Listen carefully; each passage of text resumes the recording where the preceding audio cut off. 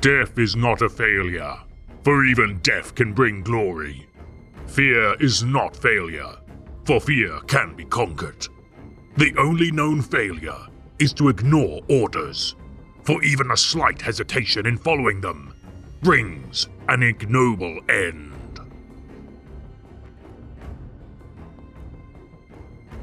The Imperium of Man wages wars which incur incalculable proportions.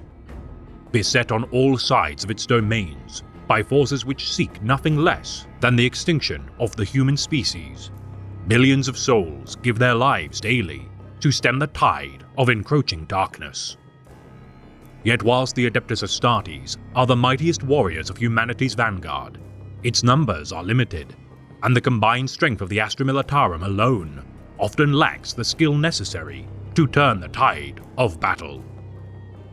For today, we shall elucidate the elite soldiers of the Departamento Munitorum, trained to strike the heart of the enemy on war zones which the Space Marines cannot commit their might. The elite alumni and stormtroopers of the Schola Progenium, the Ordo Tempestus. Across a million worlds encompassing the vast void of space, billions of souls cry out for salvation from the tyranny of the alien, the mutant, and the heretic. Foremost of the Imperium's war machine, the Astra Militarum deploy their might far and wide as sons and daughters of myriad martial creeds and cultures combat the foes of humanity. Many a regiment of the Guard has earned glories aplenty for their service, from the dour trench warfighters of Krieg to the stalwart children of Cadia. For whilst many divisions, battalions, and heroes of the Guard fill volumes of the vaunted histories of humanity's conquest of the stars, among their ranks there exists an elite creed. Known as the Tempestus Scions, within every regiment of the Astra Militarum, the orphan sons and daughters of the Imperium's noble caste are trained to epitomize the greatest potential which a mortal soul can accomplish in the arts of war.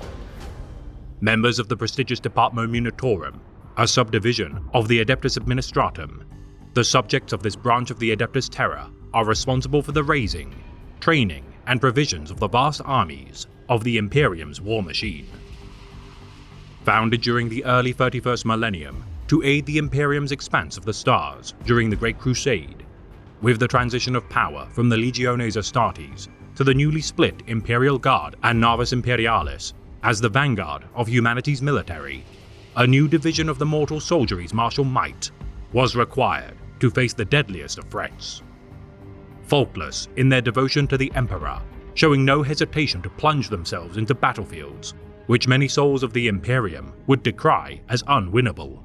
Only the Emperor's angels, the Adeptus Astartes, eclipse the deeds of these warriors on the front lines of the wars to safeguard humanity. The death rate to become a member of this vaunted organization, among the highest rates of any affiliation of the Adeptus Terra. Each warrior must endure 3 years of grueling tests and trials in order to be proven worthy of donning the regalia of the Ordo Tempestus.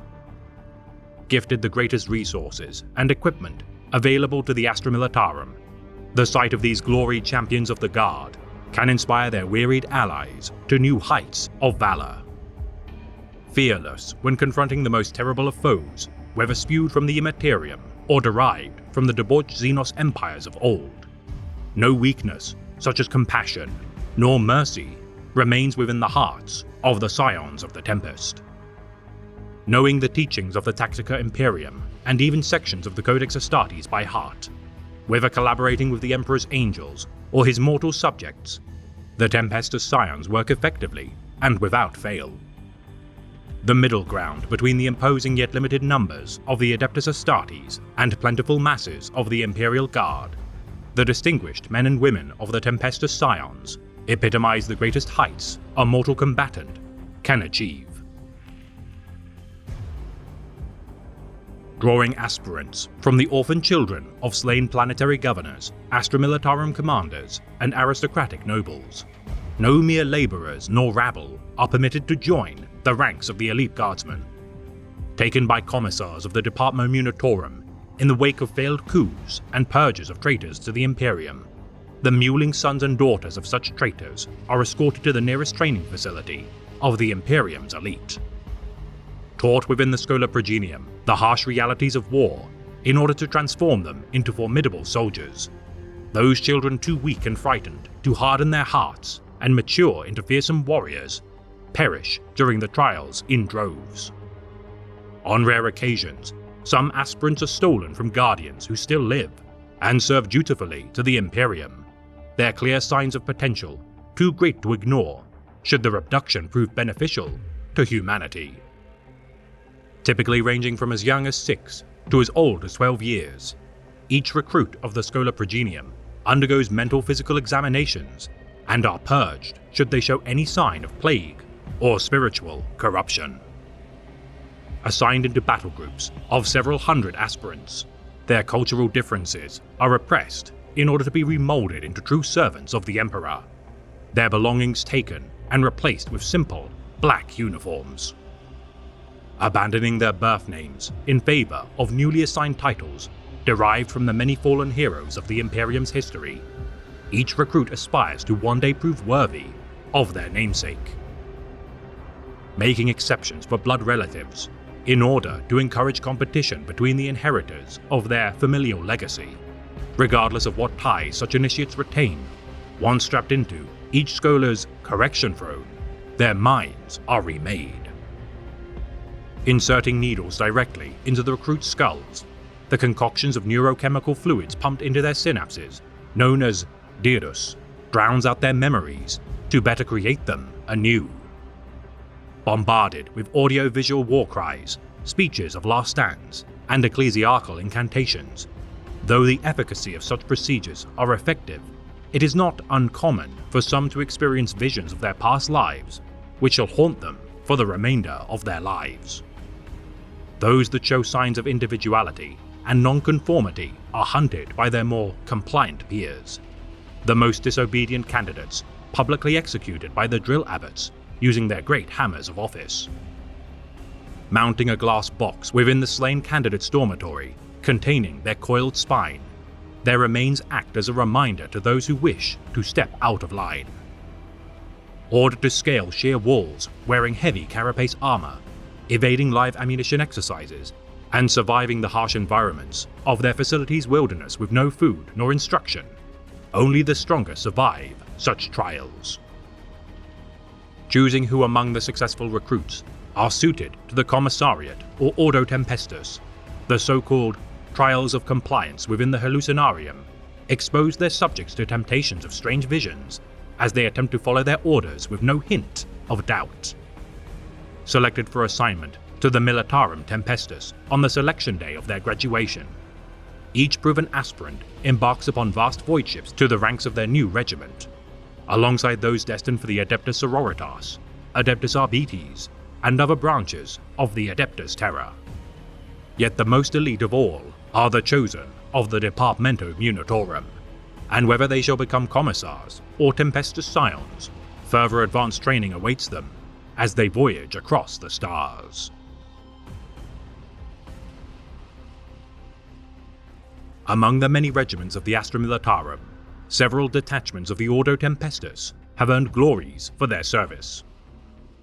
Whilst many are unknown to the wider Imperium by virtue of redacting the deeds of these peerless warriors, often in service to actions with the Inquisition, the following regiments can be recounted. The 9th Iotan Gorgones regularly serve alongside the Order of the Glowing Chalice of the Adeptus Sororitas, due to many of such sisters originating from the Schola Progenium of Vedel I, where the Iotans also studied. Fighting on behalf of the Ecclesiarchy during battles such as the defense of Sanctus Lys, the bravery and skill of the Gorgones protecting the Shrine World against the forces of the Blood God earned them praise from the civilian populace. Identified by their green fatigues and regimental badge of black jags on a gold background, their badge's color scheme honors their service fought beside the Order of the Glowing Chalice. The 22nd Fetoid Griffones excel at lightning strikes. They're recruits of the world of Talix within the Rebandus subsector, benefiting from powerful leg musculature due to its higher gravity than its comparable worlds. Noted for their involvement In the strike of Welbeck II, their attacks against the Cult of Speed, led by war boss Spanik, drove the Greenskins from the desert world. Clad in black fatigues, with red-trimmed black armor, their regimental symbol of a sharp-edged wing belies their expertise as swift insurgents. The 29th Zetic Typers championed decapitation tactics, seeking to fell the commanders of their opposition, revered for their collaboration alongside the Death Corps of Krieg, closing a Chaos Warp Rift upon the Valiant Mountain. Aiding the ailing lines of the Kriegsmen, the Scions won victory from the clutches of defeat, purging the Pink Horrors and Lord of Change by use of their Taurox Primes. Wearing red fatigues paired with black carapace armor, their regimental badge of a tiger's eye epitomizes their intimidating, predatory nature. The secretive 32nd Fetoid Eagles, drawn from the world of Beguntus, are infamous for their viciousness and brutality. Missing in action during the Zinnian Wars, fighting against an uprising caused by the Alpha Legion, alongside the Elysian drop troops, the Eagles of Beguntus struck from the skies. Losing their assigned commissar by an onslaught from a war machine of the enemy, despite achieving victory, the Elysians found no trace of the Tempestus regiment following the war. Identified by their black fatigues, protected by half-black and red armor, their regimental symbol of a stylized war wing and eagle's head is whispered to hide a hidden meaning within their regimental command, which concerns imperial authorities. The 33rd Delphic Phoenixes are gloried for their record of slaying more Drukhari raiders than any of their peers, attributed to their world of Kaldamor's previous ravaging by the Dark Eldar. Retaining their hatred of the Xenos despite their mindscaping of the Correction Throne, their service fighting upon the twin moons of Erendix, humbled by the Drukhari Archon Vaxmar, saw to their destroying of half of his cabal of the Emerald Talon. Wearing grey fatigues combined with black and red armor, their regimental symbol, known as the Infernum Resurrectus, depicts an abstracted phoenix ascending between the shattered fragments of their ruined homeworld. The 34th Betic Centaurs hail from the death world of Macron 5, its people toughened by regular incursions by the forces of chaos. Said to be among the finest warriors of the Militarum Tempestus, the Betic Centaurs' service during the Velix Wars, firing volleys of lasfire against the demon engine, known as a Lord of Skulls, reduced the champion of Khorne to little more than molten slag. Wearing terracotta red fatigues adorned with brass-trimmed black armor, their regimental symbol of a bilinear sash represents their planet's Tempestus training grounds symbiosis with the Schola Progenium of their origin. The 34th Scion Vipers are renowned for combating overwhelming odds and surviving the onslaught, famed for their opposition against the Necrons on the Agri world of Marunda II. Mining operations digging into the planet's crust, disturbing the denizens sleeping within the Tomb World. The Scion Vipers fighting in total darkness with no thought of retreat, purged the Tomb World clean after weeks of combat. Clad in grey fatigues with azure blue armor trimmed with silver, their regimental badge of a white cross on a red and black background is believed to be either a statement of their blunt refusal to surrender, or perhaps alluding to their order's records being redacted by the Departamento Munitorum. The 43rd Iotan Dragons fight within the harshest of environments, famous for staging simultaneous battles within the labyrinthine caves of their homeworld of unknown origin. Capable of fighting blind against enemies which prefer to use espionage tactics, their wars waged against the Tau, Drukhari, and particularly Tyranid Xenos are legendary, since their orbital strike of a gigantic space station in orbit of the world of Mondrax Free. Purging every single Tyranid bioform within the space station after solar weeks of skirmishes, their efforts saved billions of lives upon the Shrine World below. Identified by their black fatigues with silver-trimmed dark grey carapace armor and red helmets, their regimental badge of a tri-scale red and white shield epitomizes their bulwark against the terrors of the Void. The 50th Capic Eagles, though only comprised of a single company, is remarkably brazen in their boldness, said to be the most decorated company of any within the Ordo Tempestus. Combating the Red War of Warboss Gruk Face Ripper, upon the world of Alaric Prime under the command of their stalwart leader, Tempesta Prime Salem Whitlock. His influence instilled in his men the tenacious will to cast back the greenskin hordes. Wearing tan fatigues with gold-trimmed black armor, no record exists of their regimental badge. The 5th Scion Jackals utilizes terror tactics to achieve their goals, proven to be effective at staving off the movements of the Eldari Xenos. Their homeworld destroyed by the Tyranid High Fleet Leviathan, the regiment now garrison on the maiden world of Malok, and have learned new methods of surveillance due to their posting. Slaying several war hosts of the Eldar, who routinely make planetfall on Malok, these Scions recalibrate their equipment to better combat the myriad Craftworld Eldar with ever-improving efficiency. Famed for their defense of Rax 5 against the forces of Craftworld Ulthwé, destroying their Aspect warriors whilst ambushing their traversal through a Wraith Gate, the regiment also thwarted the efforts of Craftworld Iyanden on the moon of Buran, anticipating their movements and launching devastating counterattacks. Arranging their men into several formations such as the Savage Claws, Strike Pack Alphic, Eyes of the Jackal, and Jaws of the Jackal, their versatility in battle has proven exceptionally useful when combating the organized lines of the Eldar. Clad in black fatigues, silver carapace armor, and white skulled helmets, the symbol of their regiment depicts a simple, stylized jackal. The 55th Alphic Hydras have a storied history fighting by the side of the Ultramarines chapter of Space Marines, their service rewarded with several training facilities within Ultramar to hone their skill. Making planetfall alongside the 2nd, 5th, 7th, and 8th companies on numerous occasions, rumors persist that some of the youngest members of the regiment have been inducted as initiates to become members of the Adeptus Astartes. Gloried for their service during the battle of the agri-world of Masali against the Greenskin Menace, and skirmishes on the Crone world of Izik II facing the Eldari, their capabilities as insurgents and stealth tacticians allows for the Ultramarines to deliver the crushing hammer strike at their enemies' weak points. Wearing grey fatigues adorned with gold-trimmed crimson armor, the symbol of their regiment honors their training facility of Mount Karras. The 55th Capic Eagles are renowned for their duty as the bodyguards of the Inquisitor of the Ordo Hereticus, Katarina Greyfax. Trapped for centuries within the Tesseract Labyrinth of the Necron Overlord, Trazyn the Infinite, upon their release from their prison, the Capic Eagles fought bravely during the final moments of the fall of Cadia. Gloried for their boarding of the Orc scrap ship Scarfist in their efforts to save the Valtax system from Xenos oppression, collaborating with Eric Morkai's great company of the Space Wolves against the Wordbearers Legion upon the world of Feldback Free, and crippling of the Crimson Slaughter Warband on the ice worlds of Ibrekion.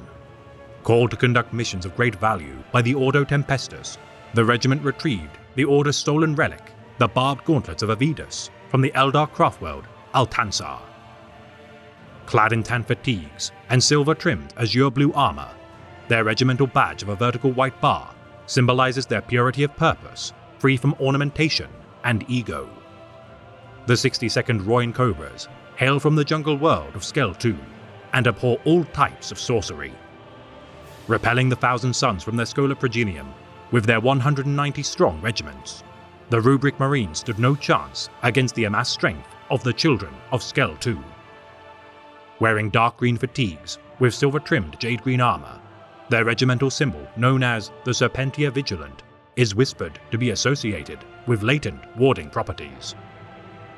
The 68th Deltic Lions are battle-hardened survivors of toxic environments, adapted from their service within the Zone Mortalis war zones. Regularly pitted against the forces of the Plague God, Nurgle, their immunity against the infectious miasmas of the pawns of the Grandfather has earned them high praise from the Emperor's Holy Inquisition. Routinely summoned by the Ordo Malleus to combat the thralls of the Lord of Decay, their efforts have piqued the interest of the ruinous entity itself in order to identify weaknesses to exploit. Wearing red fatigues with silver-trimmed black armor, their regimental symbol of the ancient Terran Ace of Spades characterizes their proclivity to win victory from otherwise doomed campaigns. The 73rd Epsilic Eagles champion coordination and entrenched defensive positions, famed for their service fighting against the Drukhari Cabal of the Dying Sun within the Varanus system.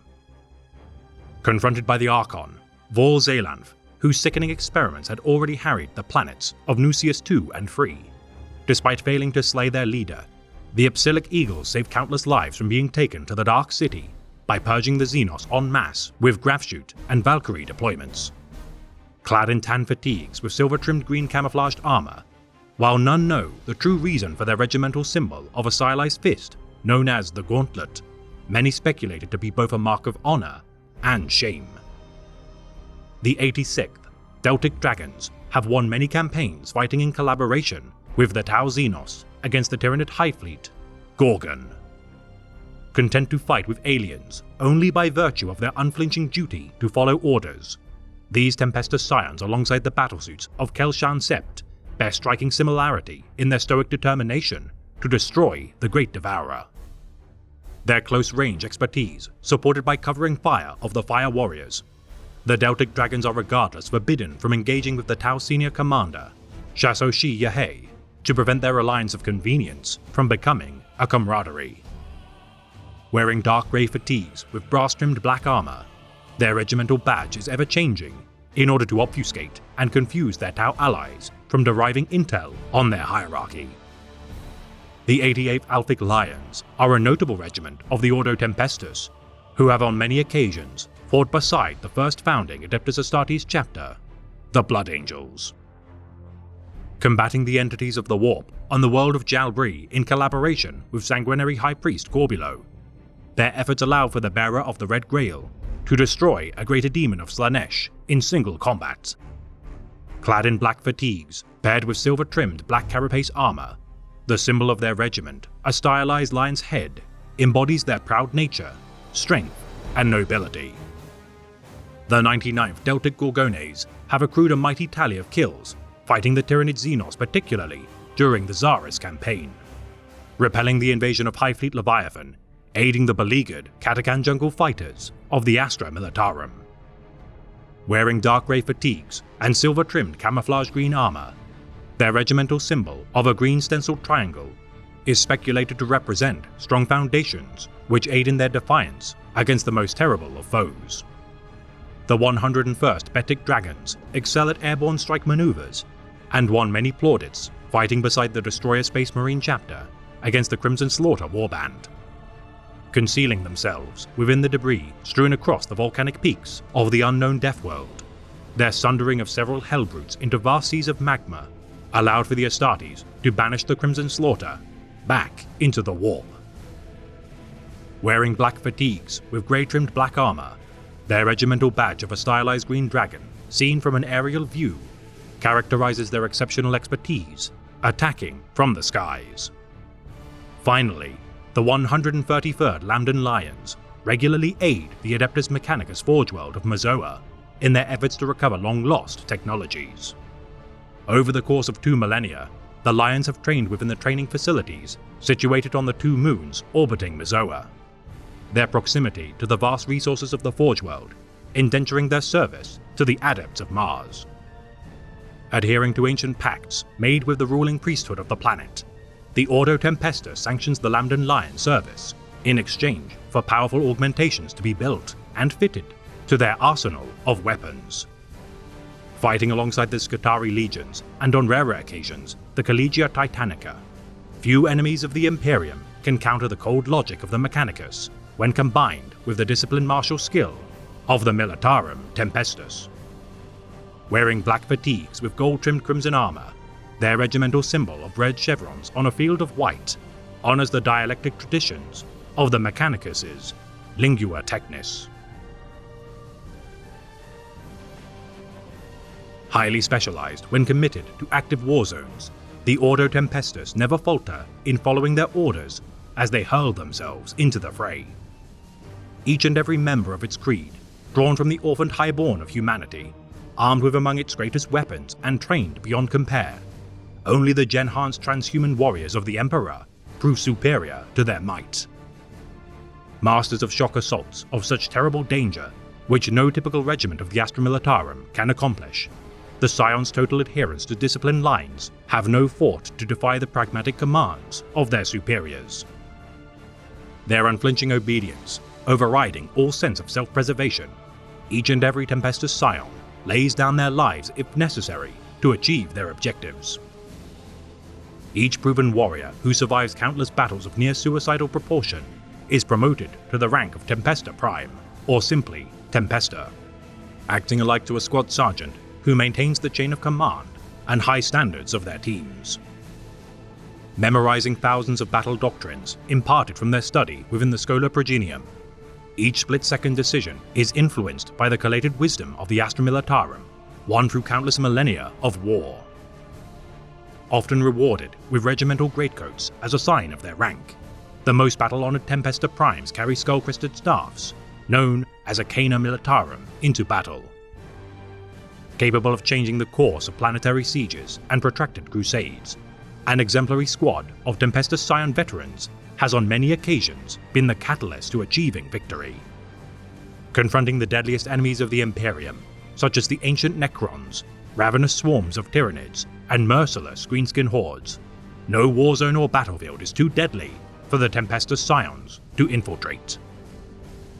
Deployed behind enemy lines via grav chutes and Valkyrie assault carriers, the Tempestus modified armored personnel carrier, the Taurox Prime, protects their charges until unleashing them into the thickest of fighting. Chosen by the Emperor's Holy Inquisition on many occasions to escort their vessels to and from the black ships of the Null Maidens of Luna, many an Astra Militarum regiment resents the praise and favor given to the elite of their order, merely as a sign of their own jealousies and shortcomings. Ignoring the barbs thrown by their inferiors, the Tempestus Scions' indifference to their peers only bolsters the bitterness stoked within the rank and file. Working closely with the Officio Praefectus of the Departamento Munitorum, the Commissars, to handle political oversight and reinforce their already potent combat prowess, these enforcers of the Emperor bear higher authority than even Tempesta Primes. Respected by the soldiers under their command, such commissars appointed to Tempesta squads bolster their effectiveness in battle, ascending to near ludicrous displays of zealous fury. Trained within the same Schola Progenium to which all their men have graduated, this familiarity and mutual respect sees most commissars appointed to serve within the Ordo Tempestus eschew their duties to weed out weakness or cowardice and focus solely on martial doctrine. Branded with symbols on their chest upon mastering their various weapons and pieces of war gear, these permanent signs of their martial prowess is the envy of those whose flesh remains unmarked. Clad in carapace armor, molded by ceramite and armorplast joints, whilst comparable to Adeptus Arbites armor in its functionality and effectiveness, direct impacts of small arms fire can be shrugged off with ease. Their riser pattern hotshot lasguns, the envy of a commonplace guardsman. Such weapons are connected directly to hyper-yield power arrays worn on their backpack rigs, which allows their beams to penetrate even the rugged ceramite of Chaos Space Marines. Deploying volley gun variants of such weapons on occasions, the Tempesta Primes regard such weapons as the pinnacle of their men's arsenal, which allows for higher rates of fire than their standard lasgun variants. Outfitted with visual augmenters via their Omnishield helmets, a soldier of the Ordo Tempestus, though capable of surviving solar days with no need for sleep nor nourishment, benefits from nutrient gruel and oxygen reservoirs connected to their helmets. Their iconic parade berets, a symbol of pride within their ranks, should a war zone not require the use of protective war gear from the elements nor use of low-light spectral lenses, many prefer to fight bearing their facial scars earned in battle, or lack thereof. Analyzing tactical data using their Dexterra configuration slate monitrons on their forearms, each subordinate of the Tempesta Prime can quickly access updated commands, objectives, and personal vital signs. Each suit of armor fitted with monoscopes to allow for their squadmates to share audio-visual feedback which each Scion observes. Any act of obscuring its lens, whether intentional or not, is punishable by a solar day of electro-whipping and days of starvation for denying valuable tactical data. Their backpacks fitted with Clarion Vox arrays in order to allow for crystal-clear battlefield communication. The Tempesta Scions also benefit from their Martyr's Gift field service medikits, replete with combat stims, single-use bionics, and auto-cauterizing thermic gel. This no-nonsense approach to quick recovery from wounds is extremely effective. Yet should a Scion be beyond saving, a subcutaneous frag grenade charge to booby-trap their terminally wounded body enables one last chance to slay their enemies.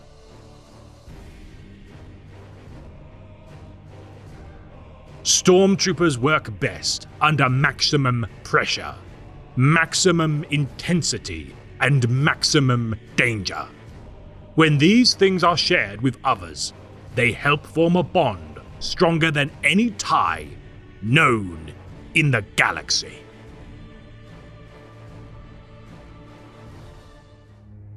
This has been a tale of the Great Imperium of Man, read by the Remembrancer. The Tempestus Scions champion uniformity in order to function as a well-oiled machine of war. Stoic, merciless, and professional beyond all measure, their pedigree made through the sacrifice of the self has earned them the reputation as the most elite band of mortal warriors in the Imperium. However, to wage war with no fort for the world one inherits is regardless a failed endeavor, for without individuality, humanity shall never ascend new heights of innovation and progress. Be mindful of functioning as a cog in the machine, for while your efficiency shall benefit those you toil with, you shall regardless be replaced should you falter. Your insight is powerful, for should you sharpen your mind to rule as a sovereign soul, you shall progress past drudgery. For none can achieve independence following the preordained paths of those who are content with tedium.